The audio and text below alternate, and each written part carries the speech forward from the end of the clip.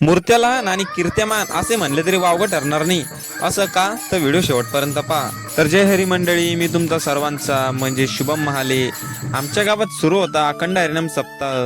सप्त्याच्या पंक्तीतून जसं जेवण आला तसं कीर्तन सुरू व्हायला टाइम होता, म्हणून आमचा कार्तिक डायरेक्ट भावराच खेळत बसला ना भाऊ. आणि जसं काही कीर्तन चालू व्हायचा आवाज ऐकताच गावातील सगळी भक्त मंडळी कीर्तन ऐकायला आली आणि मंदिरात गर्दी इतकी झाली की तिथं पाय टेकवायला जागा नाही राहिली. आणि कीर्तनाची सुरुवात बी छोट्या छोट्या महाराज लोकांनी केली. आणि आज तसं पण कीर्तन छोट्याच महाराजांचं होतं म्हणा.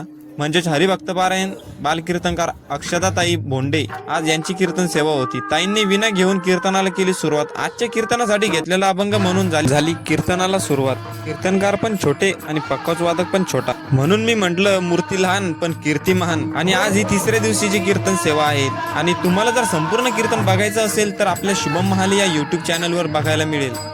तर आपला नेहमीचा आणि आपुलकीचा प्रश्न म्हणजे हसता आहे ना, आणि हसायलाच पाहिजे.